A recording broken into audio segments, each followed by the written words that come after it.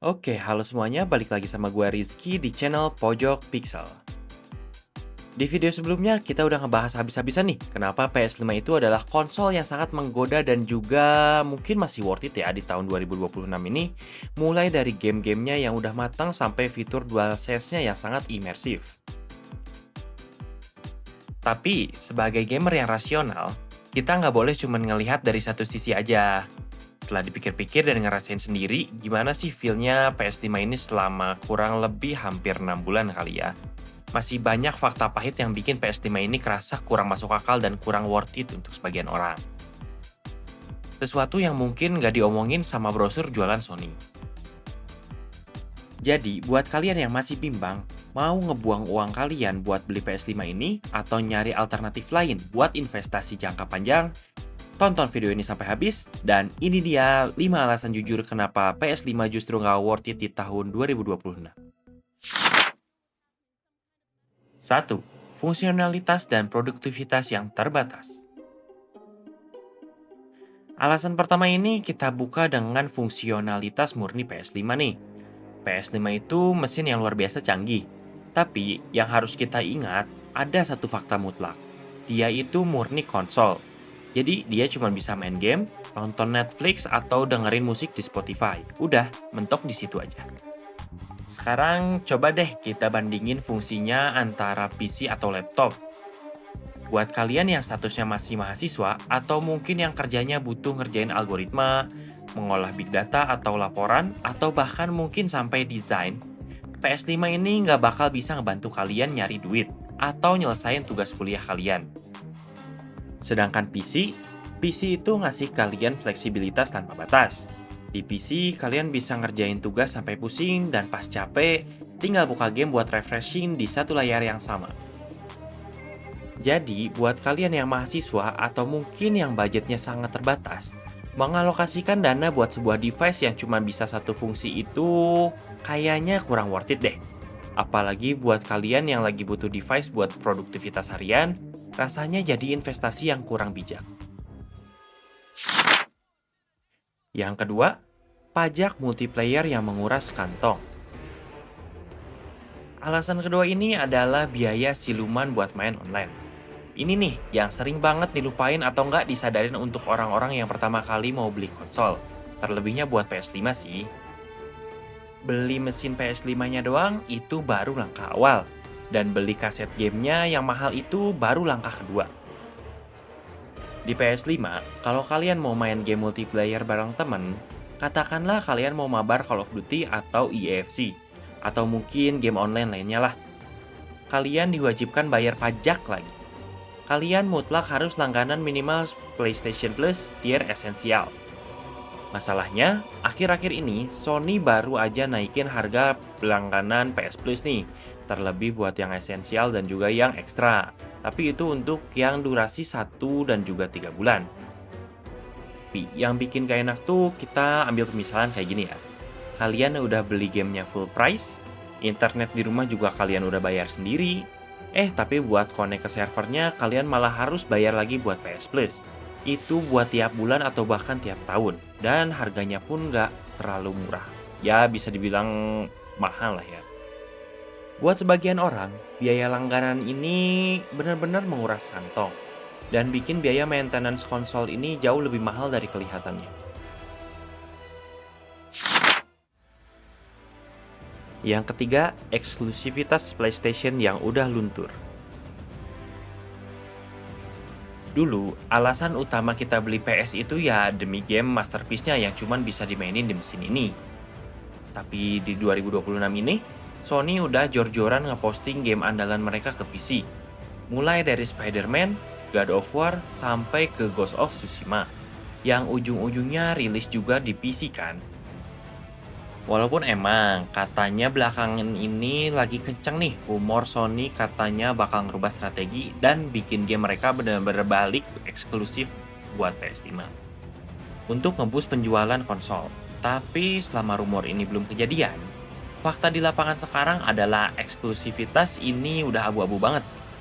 Jadi kalau kalian sabar nunggu untuk ya sekitar setahun atau 2 tahun mungkin ya, Alasan beli PS5 cuman buat game eksklusif itu udah kurang kuat karena game-game eksklusifnya udah banyak yang masuk ke PC.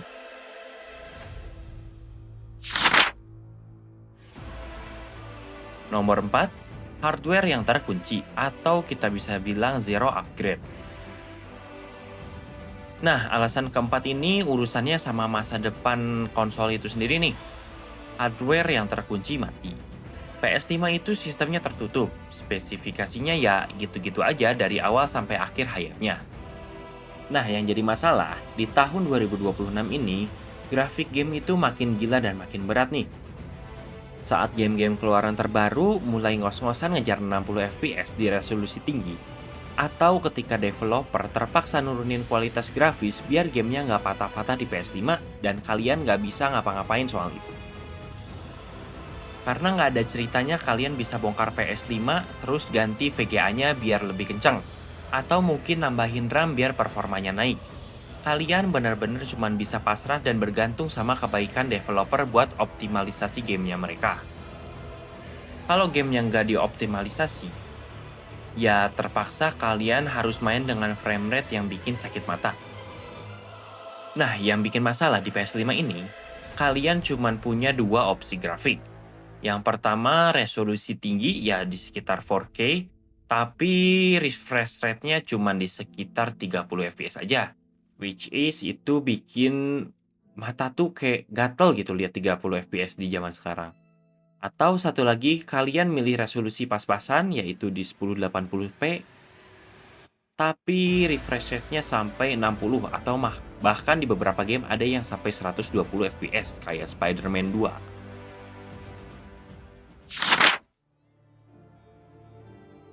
Yang kelima, masalah storage yang makin mencekik. Nah, alasan terakhir ini dan yang bikin paling males, yaitu kapasitas storage bawaan yang super pelit. Apalagi dengan akhir-akhir ini kita disambut dengan kabar RAM dan juga SSD yang lagi naik parah banget ya. Apalagi buat ukuran satu game AAA itu di era sekarang, ini udah benar-benar nggak ngotak nih. Satu game aja itu bisa tembus di 100 sampai 150 GB. Sementara itu, SSD internal bawaan PS5 yang kalian pakai itu ukurannya sangat terbatas. Buat yang seri Fat itu di 825 dan yang bisa kepakai pun itu cuma 600 GB karena kepakai sistem kan.